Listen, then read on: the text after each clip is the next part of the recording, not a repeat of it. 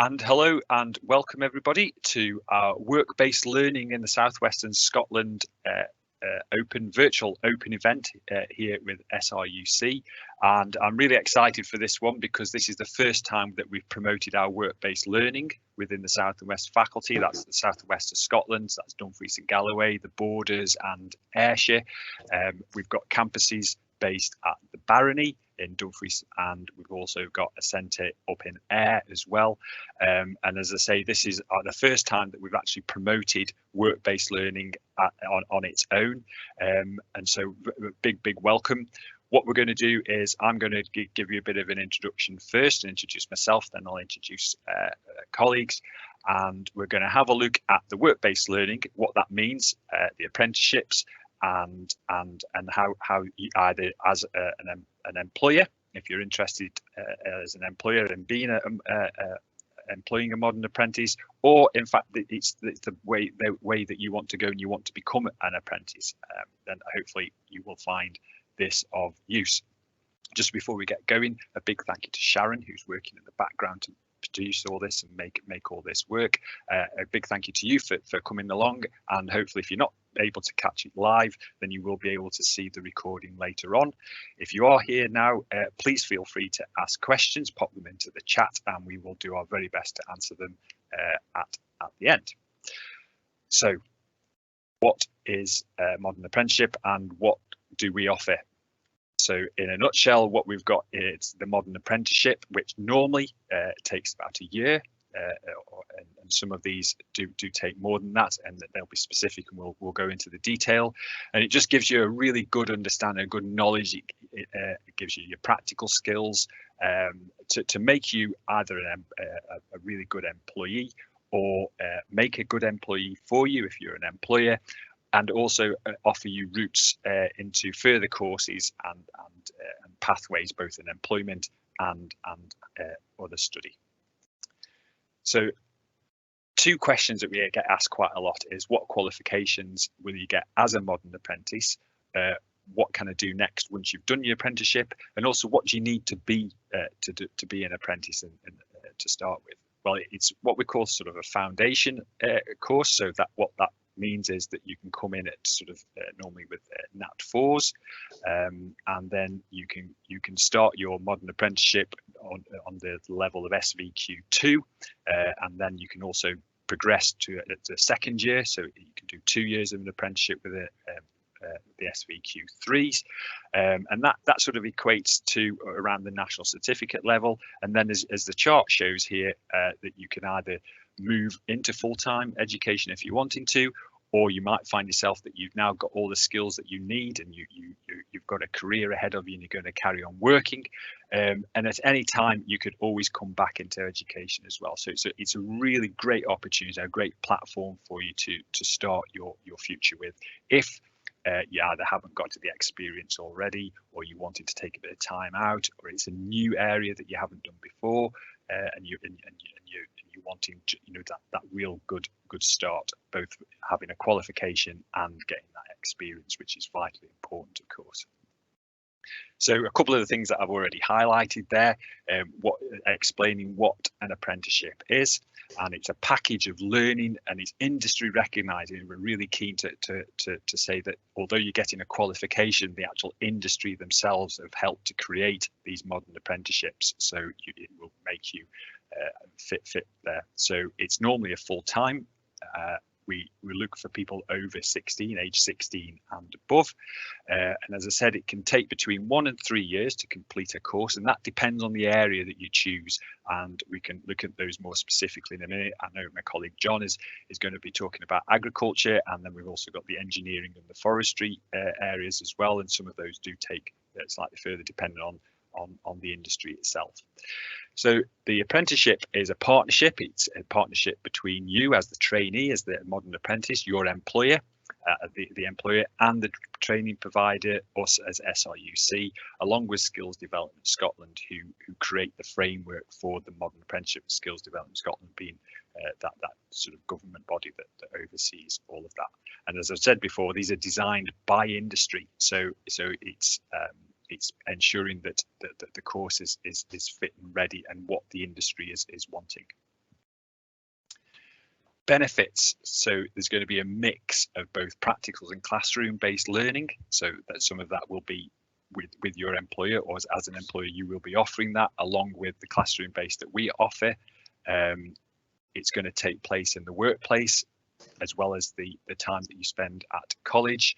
It's a great way for you as an employer to attract talented people, or to actually create talented people within your sector. And we can tailor it to the specific job roles, as well as we have the different streams, for, as I said before, for engineering, forestry, agriculture, etc. This is a competence-based qualification. It's what's called an SVQ. It's a vocational. We cover core skills. There's lots of areas that you'll probably find that are going to end up being second nature to you. Working with a team, problem solving, talking to people, communications, IT, internet information technology, getting to use devices. All this will become part of your daily job. And there's also the opportunity to get extra qualifications that are suitable for what you do. We offer first aid, spraying certificates for those of you who are needing to do pesticides. There's tractor driving, there's forklift, there's chainsaws. There's lots and lots of these smaller extra qualifications that will make you ready and a desirable employee. The typical framework is that we either offer a day or a block release. And that again is dependent on which course that you're looking at. So please ask there. And the program works at about a 30-week program. There's always room for flexibility, of course, in this, and we are sympathetic to traditional times of year for those doing agriculture, lambing, silaging times, and things like that. Now, again, this is subject to the program, but we can offer up to 2 times throughout the year when we take people on. We have one ideal for Christmas leavers, and we also have the traditional summertime when people have left school. So those are the 2, and we will always ensure that we can prepare you for that. So we do have what we call induction and foundation modules for anyone that's just needing that extra bit, just to ensure that they're able to do all the different units within the course for numeracy, literacy, etc. So with that in mind, here's a very quick diagram to show you the framework and the delivery of what you would do. And so when you're on campus, so when you're actually on with us, we'd look at those literacy and maths and ensure that you're up to the appropriate level. There's quite often the first aid course, there's health and safety, and the self-assessment, starting to think about yourself and where you fit in and discussing those things, which is not always easy to start with, but it's something that we do, everybody gets better at. There's going to be practicals as well when you're on campus that are led by the tutors, and again they'll be relative to the work you do at home or at work, wherever that may be, and that you'll be able to hone those skills and gain sort of credits through that. Employability qualifications, like I've mentioned previously, the spraying certificates, chainsaw, first aid, and things like that. They'll all make you more employable, or if you are the employer, they'll mean that you'll have an employee there that has qualified in those ways. And there'll be opportunities to meet other people within the industry and other areas of the industry as well, which will hopefully help you to forge links in the future.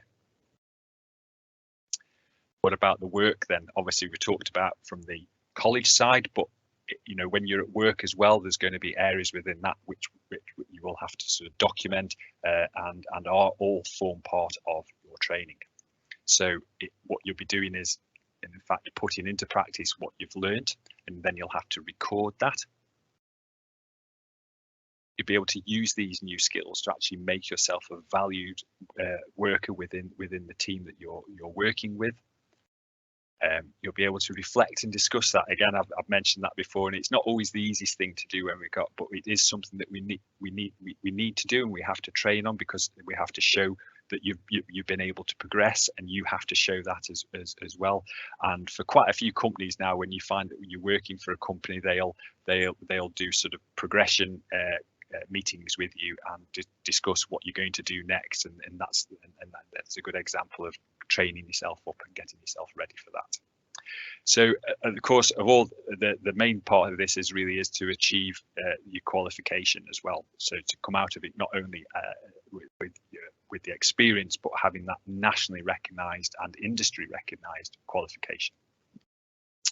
So to sum up a few bits and pieces in terms of your responsibilities as a modern apprentice, that you'll have a contract of employment. You'll be given time to sort out your training, your planning, and for the off-the-job training, and be able to attend that. That's a really important part. Be responsible as the employer for health and safety, support with PPE if required, and make sure that they carry out all the tasks that's required of them, and also at the right standard. And that important part of mentoring the student, mentoring the modern apprentice as well, are all responsibilities of the employer. Just some sort of bullet points there, just showing what you as a modern apprentice would expect, and in reality they are very similar to what you would expect as an employee. There are minimum pay rates, there are overtime rates, and these are set by SDS as there would be with any worker. There's an hours set at that average of it must be less than 48 hours a week over a 17-week period. There is flexibility, of course, because you might find that you work more hours but in a longer period and things like that. So that's something to discuss, but there is a framework there to follow. There's also a framework with regards to holidays, and I must stress that you need to check that that's up to date when you sign up. And it also mentions there about sick pay, but that only qualifies for people who've been with the same employer for over 52 weeks, which is i.e. the year, so that doesn't kick in until the second year. So what's our role then from an SRUC point of view? Well, we're the training provider. As I said, this is where you'll come and hone those skills and show what you've been learning whilst on placement in your work, and we'll do that extra training to then ensure that you get the qualifications and assess you. We'll be assessing your skills both on campus and while you're out in your workplace. We're going to support you, of course, but we're also going to support the employer to ensure that they have everything they need to be an employer and the mentor, and as I said, support you as an apprentice. We call you the apprenticeship, the work-based learning, but you are also a student of SRUC, and my part of my role is to ensure that your support, you get that support. So we have support colleagues who are able to help both from an academic point of view if you need any help that way, and also what we call pastorally, meaning if you need any help in any other areas of your life, we're here to support that as well. So with that in mind, that's a sort of a very brief sort of overview of what an apprenticeship is for any of the areas. And what I'm going to do now is I'm going to go on to the last slide here that I've got here, and it's just some pictures that we've taken from the Barony, highlighting some of the areas that we cover apprenticeships with. And I'm going to hand over to my colleague John, who runs the agricultural programme, and he oversees and manages the modern apprentices for agriculture. Thanks, Alex. That's great. And welcome along, everybody. What I will say is, looking at the, there's only 3 of you there, so if you've got questions, feel free to come on the mic and ask those questions directly, or put them in the chat bar, because a bit of interaction is good on a kind of an event like this, and you get to find out the specific information you want to know. So happy to do that. Yeah, in terms of agriculture here, we've got a pretty long established agricultural apprenticeship delivery here at Barony, and over the last couple of years we have a delivery at Ayr, based out of the John Niven building. The delivery is different for both. So at Barony we tend to work toward a block release.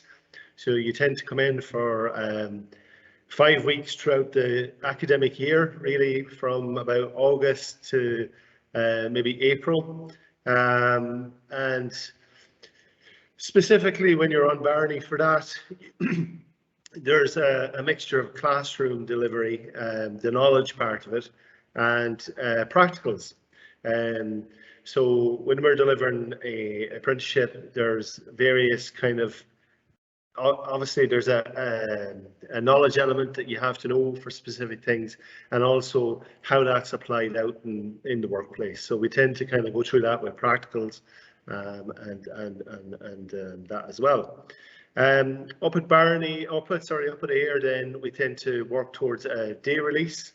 Once every month, they come in a Wednesday every month, and also those students have come down to Barony where facilities have required that for tractor driving, for example, or grassland delivery. And actually they're due down next week for a bit of lambing practical. In terms of subjects, you've got 5 mandatory subjects, and you will do a total then of 12. So there's various choices that you make in terms of subjects. The core ones are health and safety, like Alex outlined, environmental good practice, personal development, really, which is about really what Alex was saying in terms of reflecting where this is where I start and this is where I finish, but it's about your own growth and taking responsibility for that.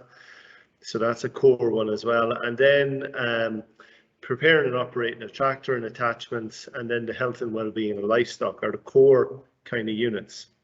And then, yeah, other ones, I'll not repeat them all out, but things like how to look after livestock in terms of feed and water during pregnancy, and what's important in terms of indoor accommodation, what's important in terms of outdoor accommodation, milking as well if you're going to be an apprentice on a dairy farm, being able to repair things and maintain things, and also being aware of site hygiene and biosecurity. So that's kind of a flavour of some of the subjects that you would be covering, and it depends specifically on the ones that are applicable to your apprenticeship. What else can I say? Yeah, in terms of the unit and delivery, it is our responsibility to get out to the farms to see you. So we have myself, a number of colleagues here at Barony would be involved in teaching you specific to our subject areas, but also in terms of pastoral care, we tend to go out to the farms to visit you. My colleague Donald Brown will go out and help sign you up, and maybe even help find a farmer if you're looking for one. And Adam Wardrock, my other colleague up in Ayr, will do likewise.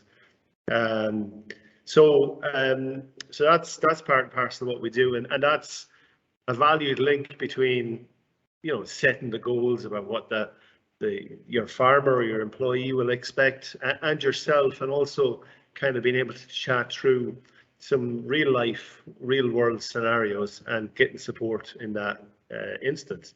I suppose from when you're on campus, it tends to be most folk will tend to stay depending on how far you're having to travel. So there is residential, there is the opportunity to stay residentially at Barony for that week. It's really quite nice, I think, for students, because it's, as Alex pointed out, you are a student. You're not just in work. You're a student and you're part of the SRUC community, and it's nice to be able to connect with your fellow students, and other students will be on campus at the same time, and it makes you feel like part of the bigger community, and that ultimately is what we're trying to do at SRUC as well. So you have accommodation. It's quite nice to be away, kind of meeting your fellow kind of peers and discussing and learning from them as well about what they do. In terms of delivery, you know, as I said, we deliver in terms of our subject areas of expertise, but we're also moving towards being assessors. So we'll assess you in terms of your competency, in terms of some of these skills. So you learn the skills, and then we'll assess you in terms of how competent you are. So that's kind of the way we work in terms of, you know, your milestones in these courses, is that you will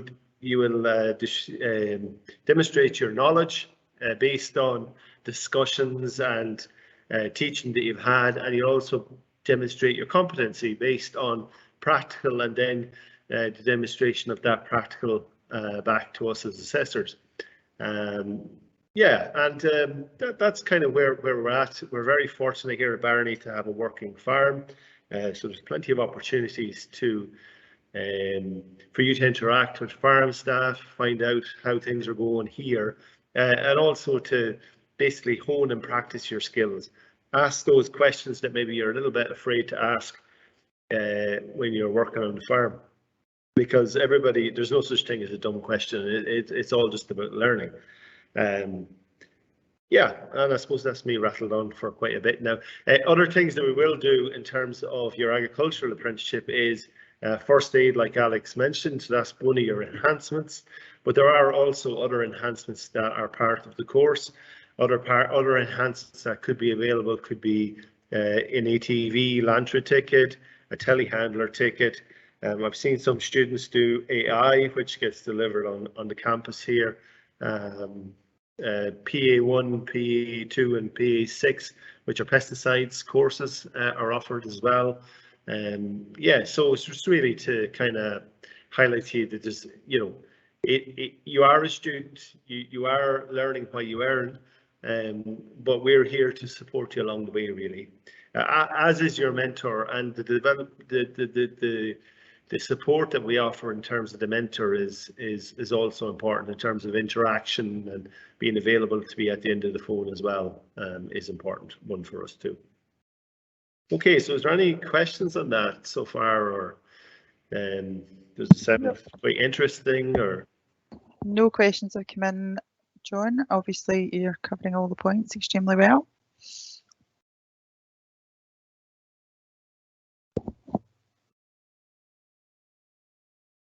So just to fill the gap, I suppose, while we're waiting for questions, but please do ask questions. You know, if you come in as an SVQ, a modern apprentice, it doesn't necessarily mean that that's you working on the farm for the rest of your life. You know, there are routes for you to come into full-time education, and sometimes we do actually encourage our students to go on an SVQ first, and then to come back to full-time education. So we've had students who've done an SVQ and have gone on to the NC, and then also some of the more able students, it's a bit of a jump, but have gone on to the HNC. And actually, just to put it in context, we have a student who's currently in his 4th year of degree who actually started out life as an apprentice. So in some ways it does help set the context for further education as well, because it gives you a good foundation to move on to those levels. We do recognise that students, you know, maybe not motivated at school, or maybe kind of feel less passionate about the subjects that get offered in school, but when they find their mojo within a subject area like agriculture that they really are passionate about, suddenly they get fired up and interested and go a lot further than they thought they ever would. So that's actually quite a good thing to say. In saying all that, so that's the full-time education route. In terms of the other option, we do offer the next level up. So level 5 agriculture gets offered at Barony. We do also offer level 6, specifically focused in at livestock, or there's a general one, or there's a cropping one.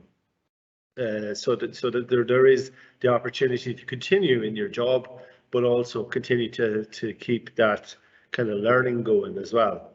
And that also comes with some enhancements as well. So if you've done the first aid and you've done the telehandler, you could also potentially get something like AI or other things that are useful to you as well. So you continue to progress in your job. And we haven't developed yet, so I'm not making you any false promises, but there is a lot of chat about developing technical apprenticeships, which would allow you to continue to learn while you earn, type of thing as well. So we do recognise as within SRUC that how important it is to you know, for people coming into the industry from different streams and then catering for that as well. Okay, so that's me on quite a bit. So. There's a couple of questions now. Somebody has asked, how do you go about applying if you're from the north of England? I don't know, Alex, could you maybe answer that? I can. Am I live now? Can I know you can hear me on? Yeah, super. That's great. Hi. Yeah, obviously the program that we offer is through Skills Development Scotland, and that program is in there is we do require an address, and we've had this a number of times, and it depends on the employer and where that is. What I would say is that we have managed to sort out an apprenticeship with somebody who is in the north of England. It doesn't fall under the standard setup, and we've actually done it by what we call a case-by-case basis. So everyone would deal with slightly differently, but we do realise that there is a little bit of a gap, and we are probably the closest for some people. So if you want to send us a message, email me direct, and then we could look into that closer. But we have done it in the past, but we can't promise that we could do it for everybody, and we might have to pass you on to a similar body such as us that are dealing with that in the north of England. And just to add to that, Alex, if the employer is based in Scotland, then we have very little problem at all. We can claim it. That's absolutely right. Yeah, we can sort that. So if you're living south of the border but your employer is north, then that's not a problem. We can sort it out. Yeah. There are ways that we can do that. Yeah. Thank you. We've got another one. It's probably more from John, from Will. For the apprenticeship, if you did work on a farm before the course, do you need to change farm course, or can it just stay the same? No, you don't. You don't need to change farm.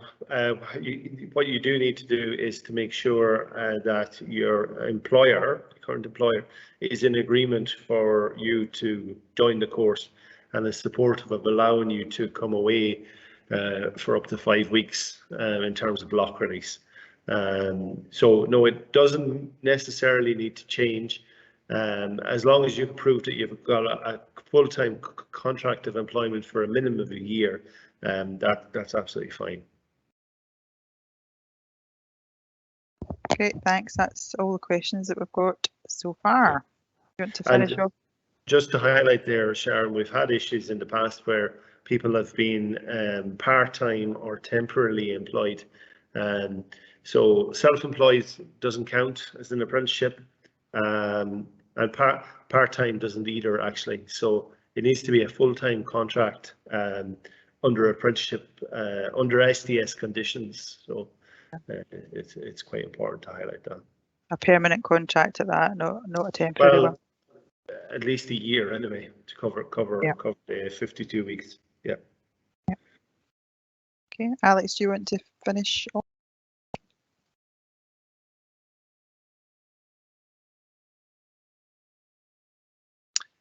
John, thank you for the agricultural side. That was really great and really informative.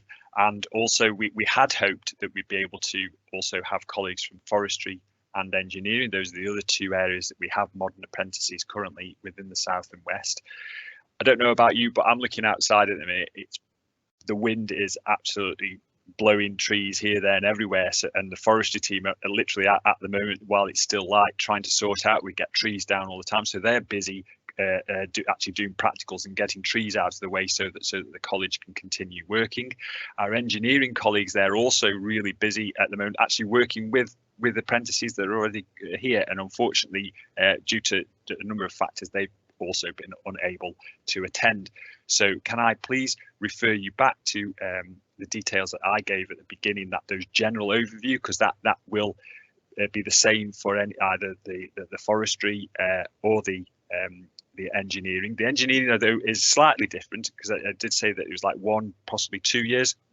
Some of the engineering is even more than that, because we work with specific employers, and they us along with them run those apprenticeships, and it is specific to those, so they can often last a little bit longer, and you are an employee of that particular company, and as I say, so there is a slight difference with the engineering ones, and some of the engineering companies, what they like to see is you doing our introduction. There is an introduction to engineering first, and then you can go on to the apprenticeship. I think John would agree that from a forestry and from an agricultural point of view, our MA is slightly different, because we're giving you that experience that you can then use if to come and do a full-time course if you so wish. The forestry, again, there are very similar lines to how John had explained with the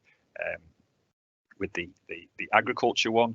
And can I just again highlight that this isn't the only event that we've got this week. We do have program specific ones, and I think, John, you've got your agricultural one as well, haven't you, that you're holding, and there'll be one for forestry and one for engineering, and our colleagues will be there and they will highlight the opportunities within work-based learning within those. But we really wanted to have our very own work-based learning one, and just be able to concentrate on this area of our teaching, and hopefully if you're an employer or an employee, or if you're wanting to go into this as a modern apprentice, then we hope that this is giving you a bit of insight into that. And I think the big take-home message is that this modern apprenticeship is a brilliant way to either to get started in the industry, or to create an employee that's going to be a skilled worker in the future. So on that note, and I thank you very much for attending. John, thank you very much. Sharon, thank you for hosting. Thank you to those who've attended live and asked questions, and for those of you watching and recording, I hope that you found this informative and look forward to hearing from you in the future. Yep, thank you very much. It's an exciting time to get involved. Definitely.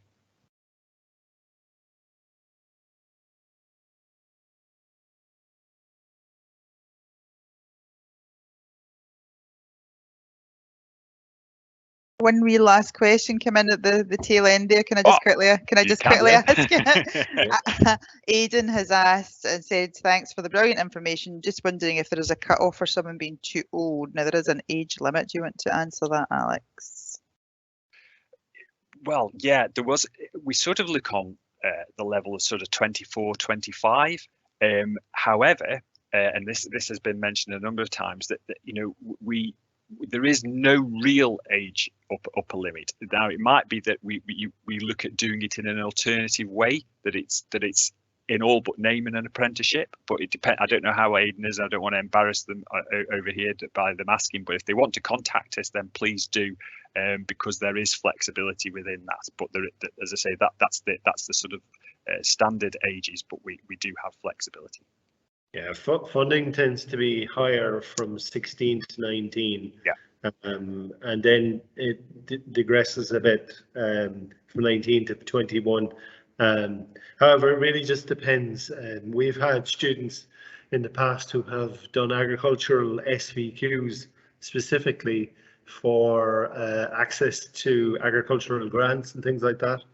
And that is available, SVQ only and all that type of thing. So I suppose Alex is correct. It's just contact us. We'll see on a case-by-case basis what suits you best. So in terms of funding, an SVQ on its own will cost something like £1,600. So and obviously if you're young at 16, that's all funded and paid for. So it kind of gives you that kind of in between area. So depends on your age, really. There's no cut off, but it depends on your age. Does, and you're absolutely right, John, and thank you. And just to reiterate those words that you said earlier, to finish, is that it is such an exciting time to be part of this industry now, and yeah, it's a great opportunity for both employer and employee. So all the very best. Thank you. That's great. Thank you.